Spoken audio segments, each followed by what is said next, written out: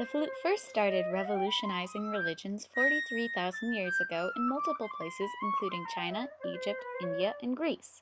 People used flutes to complete rituals and rites to praise their deities. The first flutes were made out of wood and animal bones. They were made in ancient China, Greece, and Egypt. The first flute was found in a cave in Slovenia. This flute is estimated to be around 43,000 years old.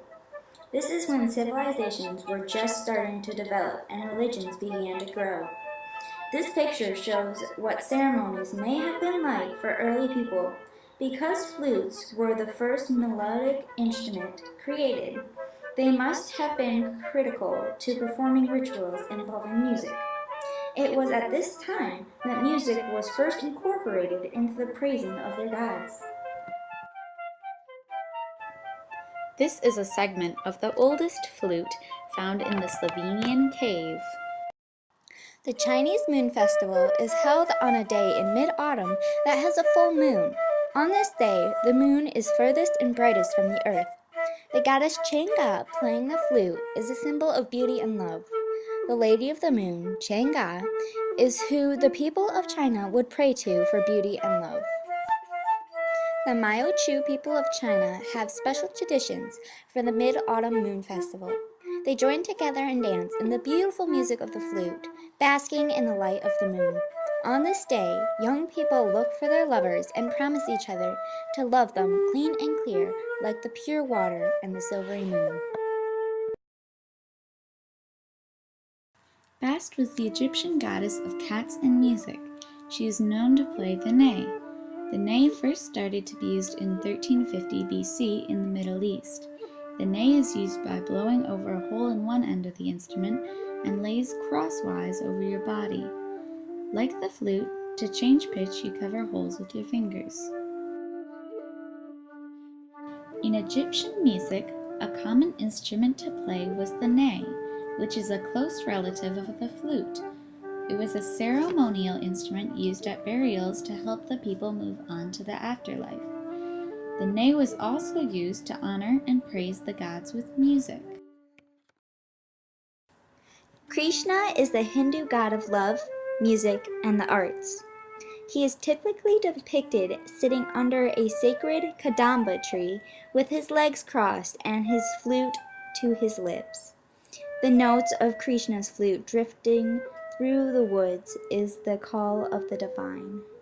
It is believed that Krishna said this: "Everything that one can see or know emanates from me.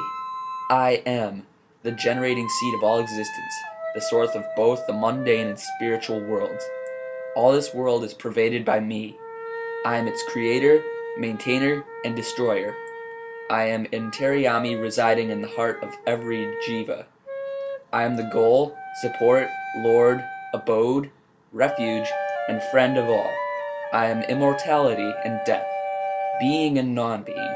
No entity, either moving or non-moving, can exist separately from me."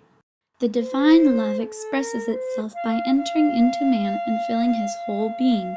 Therefore, the flute is the human heart, and a heart which is made hollow will become a flute for the God of love to play upon. When the heart is not empty, in other words, when there is not scope in the heart, there is no place for love. There are many versions of how Pan got his pipes. This is one of the more popular versions. Pan, the god of nature in Greek mythology, was tending to his flocks in Arcadia one day when he spied a beautiful nymph and fell in love with her. The nymph Syrinx turned and saw the abominably ugly Pan, and without heeding his loud admissions of love, turned and fled with Pan in pursuit. Coming to the bank of the Latin River, Syrinx called upon her sister nymphs to save her. Casting herself into the river in despair, Syrinx was transformed into a bed of marsh reeds. Upon coming to the river bank and finding no nymph, Pan sat next to the river and wept his sorrow. In the midst of his grief, Pan noticed the bed of reeds that had been Syrinx's body was delicately swaying in the wind, making a mournful moaning sound, for the wind had broken the tips of some of the reeds. Pulling the reeds up, Pan cut them into pieces and bound them together to create a musical instrument, which he named syrinx in memory of his lost love. Syrinx is still the Greek name of the instruments, known today as the pan flute. Therefore, the flute once again has helped the human race incorporate love into their religions. As you can see, the flute was critical in multiple religions worldwide. When the flute entered the scenes in religions, it revolutionized them. Because flutes were developing around the same time as religions, they were incorporated and given various important roles. Flutes in particular have, for many races, a phallic connotation and are involved in fertility rites and magic ceremonies. Flutes were thought to be magical instruments that could stop or bring weather, strike down an enemy, or charm animals or people to do as the player pleased, or even cure the sick. For most gods of music, the instrument of choice was the flute. Without the flute, many religions wouldn't be as they are today.